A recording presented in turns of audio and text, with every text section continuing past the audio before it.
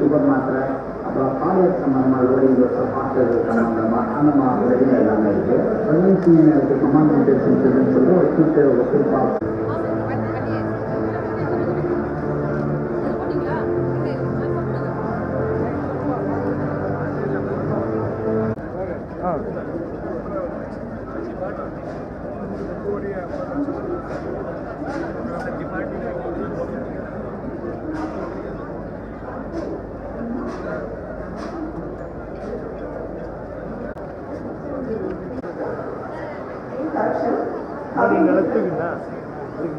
சொல்லு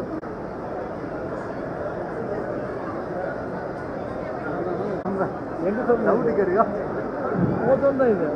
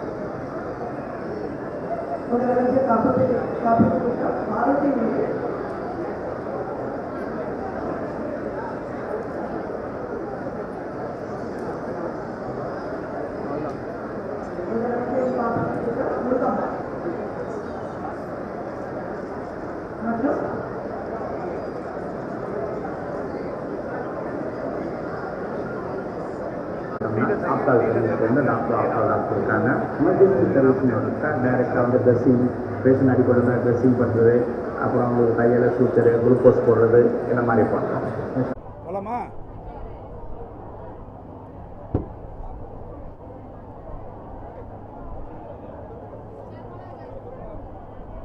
உங்கள் வீடு தேடி வரும் அரசு என்கின்ற புதிய லட்சியத்துடன் உங்களுடன் ஸ்டாலின் என்கின்ற ஒரு புதிய திட்டம் மாண்புமிகு தமிழ்நாட்டின் முதலமைச்சர் அவர்களால் இன்று காலை சிதம்பரம் பகுதியில் முறையாக தொடங்கி வைக்கப்பட்டது. மாண்புமிகு தமிழ்நாட்டின் துணை முதலமைச்சர் அவர்கள் சென்னையில் சேப்பாக்கம் திருவல்லிக்கேணி சட்டமன்ற தொகுதிக்குட்பட்ட ஒரு இடத்தில் அந்த முகாமினை தொடங்கி வைத்தார்கள். தொடர்ச்சியாக இன்றைக்கு சென்னையை பொறுத்தவரை 9 இடங்களில் இந்த முகாம்கள் நடைபெற்று கொண்டிருக்கிறது. இந்த முகாம்கள் குறித்தான விவரங்கள் பொதுமக்களுக்கு நன்கு தெரிகிற வகையில் மிக சிறப்பாக விளம்பரப்படுத்தப்பட்டிருக்கிறது. பொதுமக்களின் நிறை குறைகளை நேரடியாக கேட்டு தெரிந்து கொள்ளுகிற வகையிலும் அந்த குறைகளுக்கு தீர்வு காணுகின்ற வகையிலும் பல்வேறு நடவடிக்கைகள் எடுக்கப்பட்டிருக்கிறது. அந்த வகையில் சிதம்பரம் நகராட்சியில் தொடங்கி வைக்கப்பட்டிருக்கிற இந்த திட்டம் ஜூலை தொடங்கி நவம்பர் இறுதி வரை 10,000 இடங்களில் இந்த முகாம்கள் நடத்தப்படவிருக்கிறது. இந்த 10,000 இடங்களில் நடத்தப்படவிருக்கிற முகாம்களின் முதல் கட்டமாக சென்னையை பொறுத்தவரை 109 இடங்களில் இன்றைக்கு நடைபெற தொடங்கி அதில் 9 இடங்களில் இன்றைக்கு மிக சிறப்பாக நடைபெற்று கொண்டிருக்கிறது. தமிழ்நாடு முழுவதிலும் நடைபெறவிருக்கிற இந்த 10,000 முகாம்களில் ஊரக பகுதிகளை பொறுத்தவரை 15 துறைகளின் வாயிலாக 45 சேவைகளும், நகர்ப்புறங்களை பொறுத்தவரை 13 துறைகளின் வாயிலாக 43 சேவைகளும் இன்றைக்கு வழங்கப்பட்டு வருகிறது. அந்த வகையில் பெருநகர சென்னை மாநகராட்சியில் உங்களுடன் ஸ்டாலின் திட்ட முகாம் இன்று முதல் நவம்பர் இறுதி வரை சென்னையில் இருக்கிற 200 வார்டுகளிலும் வார்டுக்கு 2 என்கின்ற வகையில் 400 முகாம்கள் நடத்த திட்டமிடப்பட்டிருக்கிறது. இந்த 109 முகாம்கள் முதல் கட்டமாக இன்றைக்கு நடைபெறவிருக்கிறது. தொடர்ந்து மாதத்திற்கு 100 முகாம்கள் என்கின்ற வகையில் சென்னையை பொறுத்தவரை 400 முகாம்கள் நவம்பர் இறுதிக்குள் முடிக்கப்படவிருக்கிறது. இந்த முகாம்களில் இன்றைக்கு மாதவரம் மண்டலத்தில் ஒரு இடத்திலும், தண்டையார்பேட்டை மண்டலத்தில் ஒரு இடத்திலும், திருவிக நகர் மண்டலத்தில் ஒரு இடத்திலும், தேனாம்பேட்டை மண்டலத்தில் ஒரு இடத்திலும், அதேபோல் அடையாறு மண்டலத்தில் ஒரு இடத்திலும், தேனாம்பேட்டையை பொறுத்தவரை 2 இடங்கள் என்கின்ற வகையில் 7 இடங்களில் இன்றைக்கு இந்த முகாம்கள் நடைபெற்றுக் கொண்டிருக்கின்றது. இந்த முகாம்களில் வருகிற மாற்றுத்திறனாளர்களையும் தனித்தனியே 3 சக்கர வாகனங்களில் தன்னார்வலர்கள் அழைத்து சென்று அவர்களுக்கான சேவைகளை முழுமையாக பெற்றுத்தர இன்றைக்கு உழைத்து கொண்டிருக்கிறார்கள். எல்லா முகாம்களிலும் நான் ஏற்கனவே சொன்ன 13 துறைகளின் 43 சேவைகளில் ஏராளமான பேர் வந்து கொண்டிருக்கிறார்கள். குறிப்பாக கலைஞர் மகளிர் உரிமை தொகை திட்டத்தில் புதிதாக பயன்பெறவிருப்பவர்கள் அதிகம் பேர் வந்து கொண்டிருக்கின்ற காரணத்தினால் அதிகமான அரங்குகள் அவர்களுக்காக அமைக்கப்பட்டிருக்கிறது.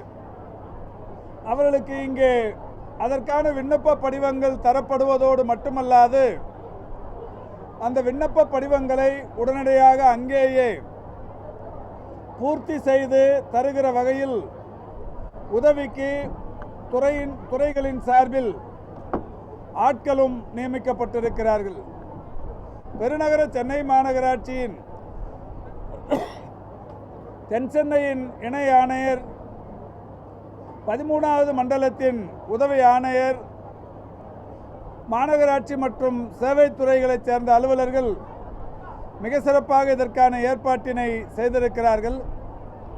இணை ஆணையர் அவர்கள் கடந்த 2-3 நாட்களாக இந்த பணியினை இந்த பகுதியில் மிக சிறப்பாக செய்து இந்த முகாம் எப்படி இருக்க வேண்டும் என்று மாண்புமிகு தமிழ்நாட்டின் முதலமைச்சர் அவர்கள் விரும்புகிறாரோ அவருடைய விருப்பத்திற்கு ஏற்ப மிக சிறப்பாக செய்திருக்கிறார். இந்த 13 துறைகளை பொறுத்தவரை மாநகராட்சி பகுதிகளில் இருக்கிற இந்த 13 துறைகளில் ஒவ்வொரு துறைக்கும் ஒரு அரங்கு அமைக்கப்பட்டிருக்கிறது. இந்த அரங்குகளில் அந்த துறைகளைச் சேர்ந்த அலுவலர்கள் விட்டிருக்கிறார்கள்.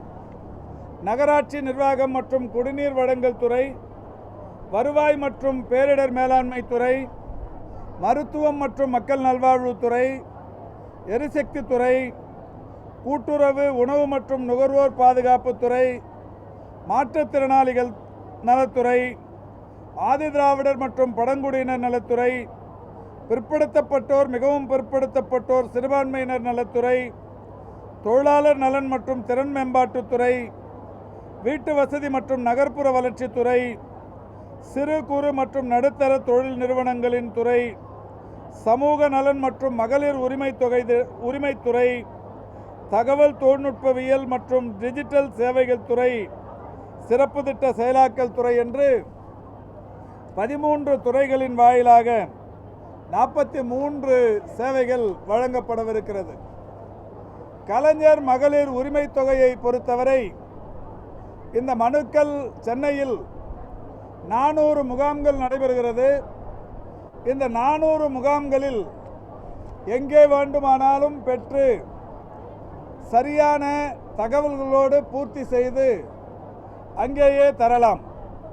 எனவே இந்த மகளிர் உரிமை தொகைக்கான இந்த விண்ணப்பங்கள் வெளியில் யாரிடமும் கிடைக்காது, எந்த அலுவலகத்திலும் கிடைக்காது. தனிநபர்களோ அல்லது இதற்கான மீடியேட்டர்களோ என்று யாரும் இல்லை. மாண்புமிகு தமிழ்நாட்டின் முதலமைச்சர் அவர்கள் உங்கள் வீடு தேடி வரும் அரசு என்கின்ற லட்சியத்தோடு இந்த முகாம்களை தொடங்கி இருக்கிற காரணத்தினால் பொதுமக்கள் அவரவர்கள் வீடுகள் அருகில் நடைபெறுகிற முகாம்களில் வந்து இந்த மனுக்களை பெற்று பூர்த்தி செய்து அங்கேயே தந்துவிட்டு செல்லலாம். இந்த முகாம்கள் எல்லாம் இந்த முகாம்களில் வருகிற விண்ணப்பங்கள் சரிபார்க்கப்பட்டு பிறகு உரிய பயனாளிகள் பட்டியல் முறையாக வெளியிடப்படவிருக்கிறது. எனவே பொதுமக்கள் முகாம்களில் மட்டுமே இந்த விண்ணப்பங்களை பெற வேண்டும் என்று கேட்டுக்கொள்ளுகின்றோம். இன்று தொடங்கி நவம்பர் இறுதி வரை சென்னையில் 400 முகாம்கள் நடைபெறவிருக்கிறது. பதட்டமில்லாமல், பெரிய அளவில் நெருக்கடியும் இல்லாமல் சாவகாசமாக வந்து இந்த முகாம்களில் மனுக்களை பெற்று விண்ணப்பிக்கலாம் என்றும் அரசு இன்றைக்கு கேட்டுக்கொள்ளுகிறது.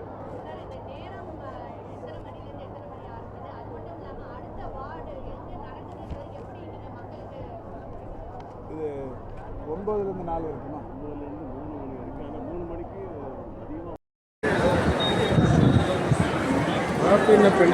காப்பி கொடுக்க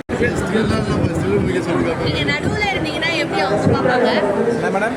நீங்க கொஞ்சம் ஓரமா யார் வருமா? இதுதானே பார்ப்பாங்க. பார்க்குறாங்க.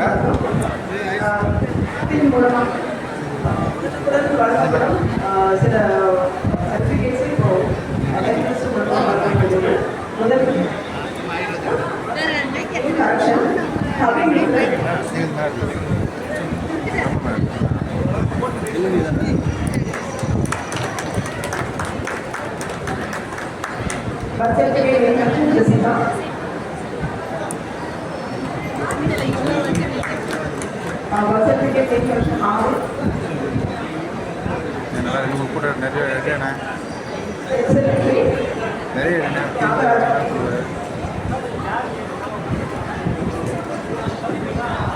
முதலமைச்சர் காப்பீட்டு திட்டம்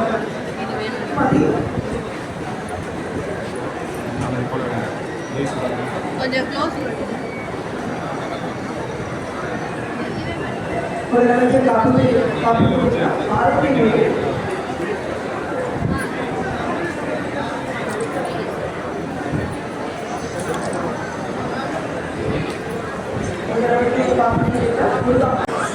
சரி, நான் வந்து உங்கள் வேலை ஸ்கூல் இருக்குல்ல,